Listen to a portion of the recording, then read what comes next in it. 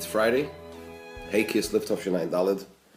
We are in Teres Menachem, Sefer HaMamorim, Tofshin Yud Aleph, Tofshin Yud Beis, in the Mamar Vayihiyu Chayei Sara, Shabbos Pashas Chayei Sara, Mavarach Mochedesh Kislev, Tofshin Yud Beis. And we are on page Kuf Samach Zayin, in the middle of Eis Daled.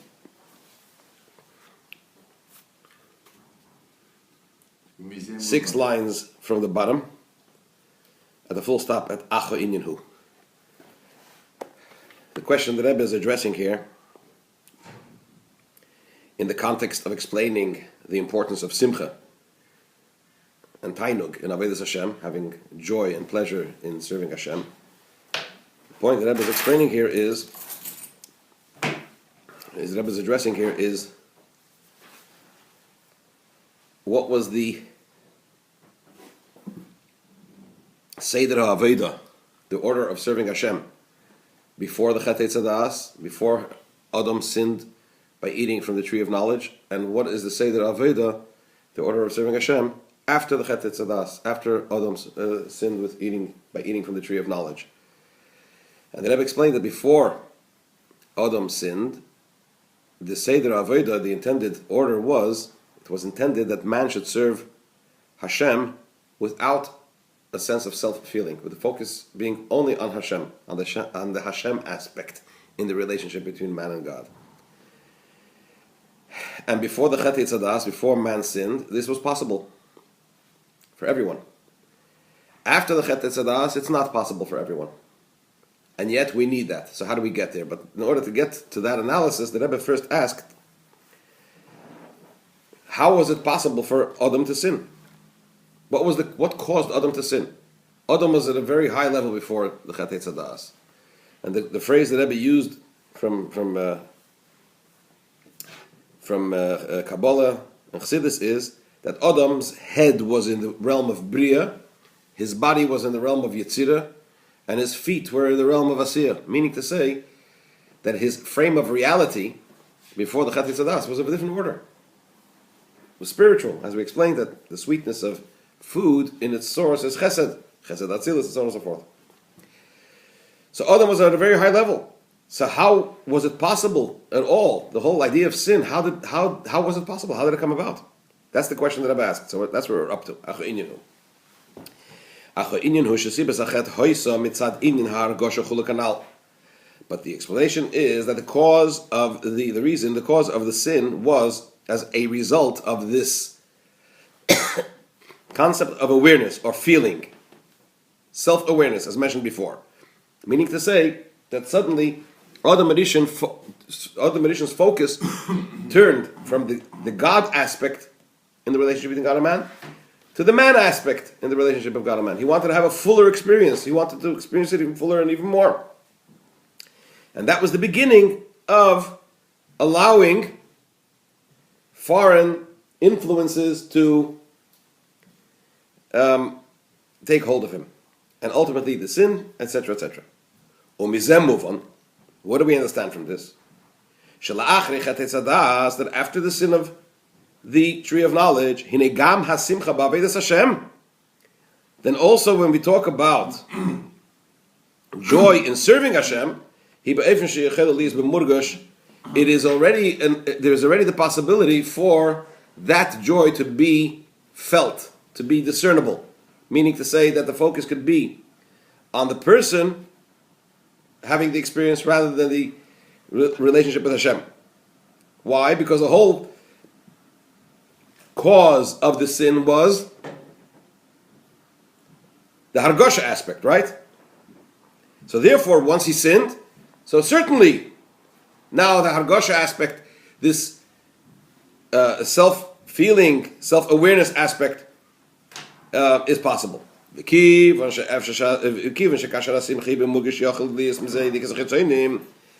since that when the joy, and even in serving, we're talking about joy of serving Hashem, we're talking about godly joy, right? But because it is discernible, because there's this even a subtle feeling of the self in this experience, therefore this could ultimately result in what? In the exterior ones, the outside ones, the klipa being able to draw from this. Therefore, therefore, it is not possible that serving Hashem with simcha in its pure form, in the way it is intended, it's not possible for this to actually be the experience of each and every Jew. Why? Because not every mind tolerates this, meaning to say this is not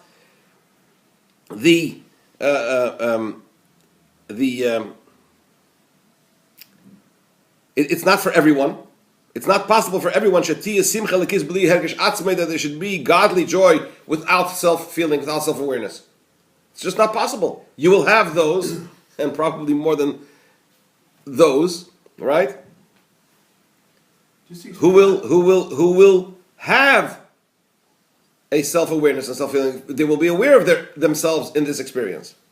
So who is able to attain this level of serving Hashem at the level of simcha, such a simcha where the focus is not on the self, and the person is not aware, is not emphasizing the simcha, the experience of the self in this simcha, kim tzadikim dafkim. It's only tzadikim, the righteous, who have the ability, the capacity, and the ability to serve Hashem at a level where the simcha is what? Is in its purest form, without a feeling of self, without an emphasis on self. You remember the question I asked you yesterday about, I said that, it says tzadikim. So then how did Adam HaRishon do it? I still don't understand. Can I ask you? So that question hasn't been addressed. What? I mean, the problem is you're saying that there was a problem, something that Adam HaRishon did because he had this feeling of himself. Are you saying that because of this he accepted to eat from the tree, or are you saying because of this it caused Chava to eat from the tree? That's what is it actually causing? It's the same question. It caused, the way I understand it, Because it's a huge implication to what you're saying. I think Because saying that internal things is actually affecting the outside He world. couldn't have caused it because it didn't exist beforehand. There was no Well, you still self-awareness. So how did he cause it? I don't understand. why do you say there was no self-awareness? Because he was a tzaddik. A tzaddik, you said, can't do it. It's not that he can't do it. was- One second. The Rebbe is saying here like this. He was more than a tzaddik. The Rebbe is saying, he's not saying that a tzaddik must always or always does serve Hashem without the sense of self-feeling or the self-awareness that he's talking about over here. He says a tzaddik is able to serve Hashem in that way. By definition, the Tanya's definition of a tzaddik is someone who doesn't have any form of self-awareness. The Yetzer Hara has been killed. Well, first of all, there are different levels. Tzaddik v'tovlo. There's Let's talk tzaddik about v'tovlo. tzaddik v'tovlo. Okay. Could a tzaddik v'tovli Move. become uis tzaddik? Yeah. You would know about that. Well, yeah, good question. That's a question. How to answer that. I wouldn't know. I've never experienced it. But the way it is articulated in Chassidus, well, first of all,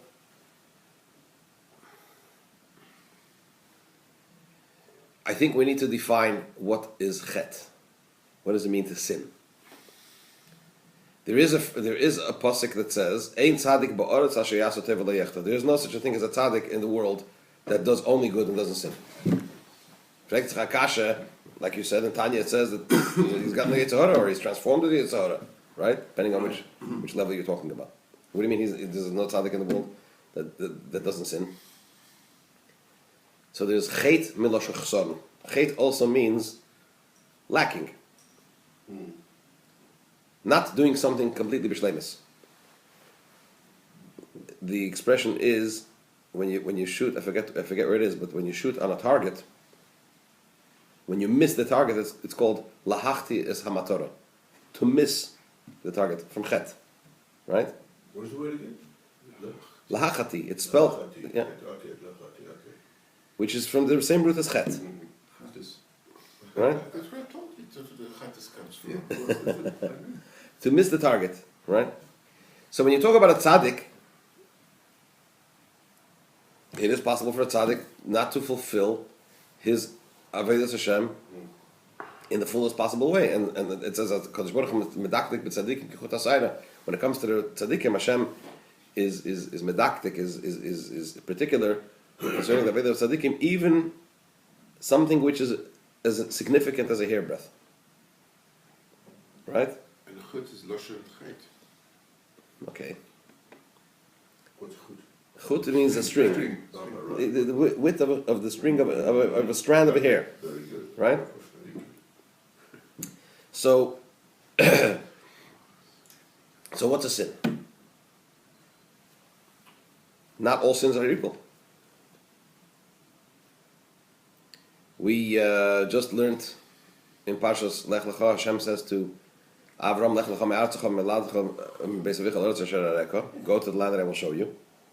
Lech Lecha means, in Avodas Hashem, means to go up. What happens when Avram Avinu comes to Eretz Canaan? Vayihiyu Rav ba'aretz, there's a famine, and what happens? Avram goes to Egypt. He descends. Vayered Avram Mitzrayim, he descends to Egypt. Did he do against Hashem's will? The Ramban says he went against Hashem's will. Hashem told him to go to Eretz Yisrael, and he's going. He goes down to Egypt. Did Hashem tell him not to leave? No, he didn't. But the Ramban says that it was considered a sin for Avram Avinu. Avram Avinu, Merkava Lelukus. So not all sins are made equal, or rather, it depends on what context we're talking about. Was this hergish atzmai a sin?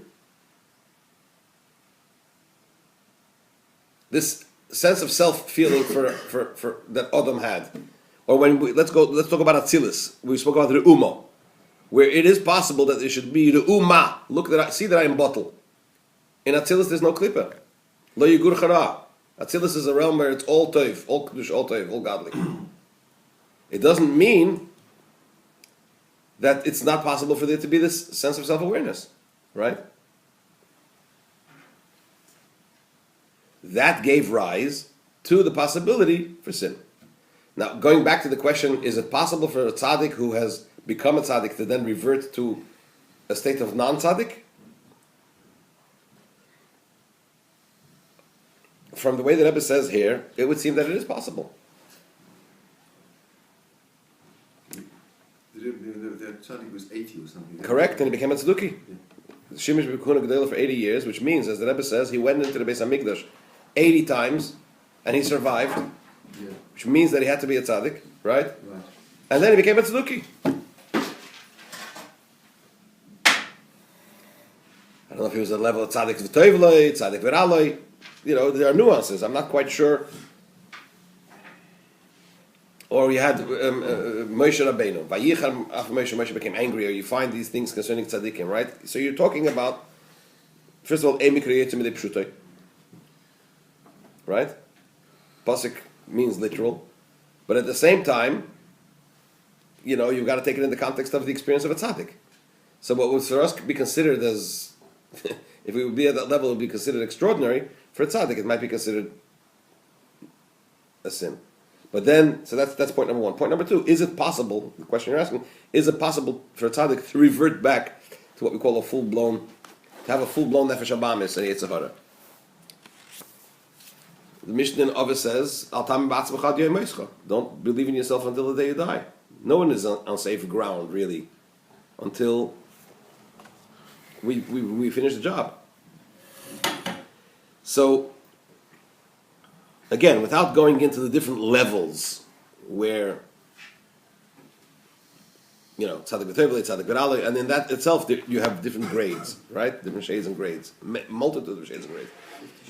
And certainly at a certain level, it is possible for a tzaddik to revert back to that state, unless he became a tzaddik to such an extent. Again, but broadly speaking, yes. Nobody's on safe ground until the job is done. So, John, just answering my question about... Right. Now, in answer to your question, the way it seems to be working is as follows. Now, I want to add another point into this discussion, and that is that things were different before. In Plan A and Plan B, things were different. And that addresses your point. Before Adam Rishon sinned with Chet Eitz Hadas, there was a delineation between Ra and Tov. So the Ra was the outside experience, the toiv was the internal experience. In order for Ra to have influence on man, it had to make inroads into man. It was from the outside. As the Arizal says, the klippos were underneath the the famous Medrash and Medrash Tanchuma, where Adam Rishon says, I brought death into the world. You created the Malach HaMavis when? The angel of death was created when? On day one. We learned it in the Maimer before, didn't we? Merachefes. What did we say? What's Merachefes? Reish Peches Mes. Right? And the other one is Zruch Shel Mashiach. But the point is that it says that the Malach HaMavis was created on day one. So Adam Rishon says, I brought death into the world. Why did you create the Malach HaMavis? You obviously anticipated. It was preordained. Right? But what's the word? If Adam Rishon was to carry on without Chetei Tzadas, yes, there was Klippe, yes, there was a Malach HaMavis, but they would have died a natural death. Because on their own, they don't have any sustainable existence. They ebb. From the moment they're created, they just begin to decay, as it were. Right? It's only through the fact that they were able to latch on to Kedusha, and Kedusha lives forever. You live today, why? Because you're dveikim Hashem Elokeichem, because you're cleaving to Hashem. So Kedusha is life. So only through cleaving to Kedusha is there able to be, is it possible for there to be sustained and extended and permanent life. So before the Chetei Tzadas, there was that delineation. In order for the Klippe to be able to latch on to the Kedusha, it had to find a way to get there. What was the method? The Nochosh, to Chava, to Adam. Right? As the Gemara says, we're going to learn it in a minute, the Rebbe brings it later. The Gemara says in Shabbos, that Chava said, Hanochosh Hishiani. The snake beguiled me, right? But also Hishiani says, the Gemara is from the expression of Hisiani, which means married me. There were marital relations between the Nochosh and Chava, and Hitel Bo Zuhamo, and that way he inserted into her an impurity, and that impurity caused her to have those negative aspirations, and she influenced Adam in that way. But before that, so Adam, it worked in grades. Adam suddenly wanted to have this experience, the fullness of the experience, right?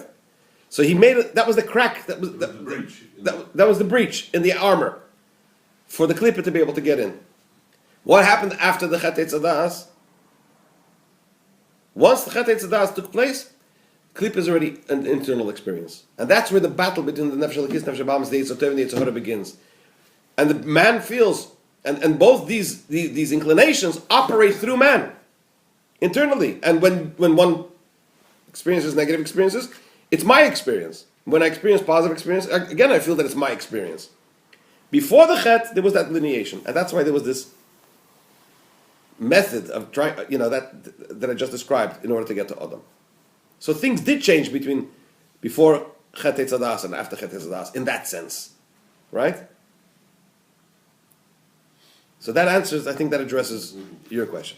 So therefore, going back to the point that I was making, it doesn't mean that every tzaddik can serve Hashem at the level of, or every tzaddik does serve Hashem at the level of total bittul, as the Rebbe describes here. There are grades in tzaddikim. But the only ones that are possible, the only ones that really and truly have the ability to serve Hashem at such a level of bittul, where there is no self-awareness in the simcha, are tzaddikim. Do all tzaddikim serve Hashem that way? No. But some tzaddikim do. But the point is that it's not now in the domain, in the grasp of the run-of-the-mill people. But we still need to serve Hashem in that way. So how do we do that? That's the question, right? Masha'enken, Eitzel Shar B'nai Yisrael, on the top of page Kuf Samachas, not so concerning all the other Yidden, Tzarech Li'is Inyan HaSimcha Rak B'Pnimiyus. Your run-of-the-mill Jew needs to serve Hashem with joy, but that joy needs to be internal. Outside, in the exterior, what should be our exterior demeanor? there needs to be fear and the acceptance of the yoke of Hashem.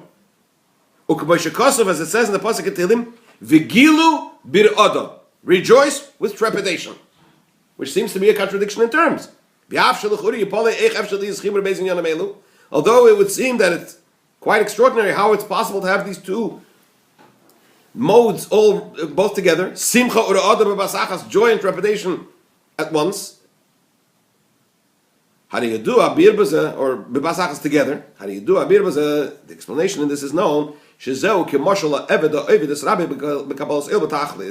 The parable for this is a slave, a servant who serves his master with total kabbalas oil, with total acceptance of yoke, which means shebotel legamri lerabai at she'enim mitzias lasmei klal. He's so bottled, so annulled, nullified before his master that he has no independent existence. He has no independent identity, which means his whole identity is what? What is his being? He is a being. He's a slave. His being is that he serves his master. So a person who is totally bottled in the form of an eved means to say he has no self-feeling at all. He's completely bottled and nullified before the king, before his master. And a being like that has no ability to have any pleasure in his work. Why? Because he has no self-identity at all. Nevertheless, says the Rebbe, when he has complete Kabbalah Soil, when his acceptance of the yoke of his master is total, he could have pleasure in his Avodah. Which pleasure? Not pleasure because of his self-awareness and his self-identity, because he has none. It's not his own pleasure. He has the pleasure of the master. Why? Since the master has pleasure and is happy with the slave's service, so therefore, the slave now has pleasure and is happy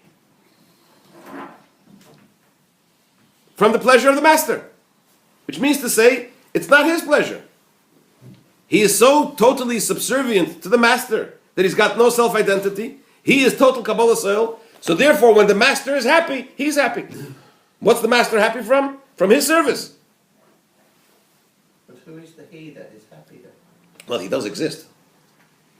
It's like his identity is now totally subsumed and superimposed by the identity of the master. He's an extension of the master. The Gemara says the din is mashakona eved kana rabbi.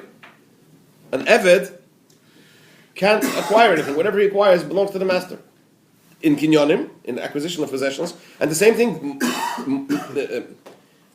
metaphysically, if that's the word. You know, if you talk in a deeper sense, right? His feelings are the feelings of the master.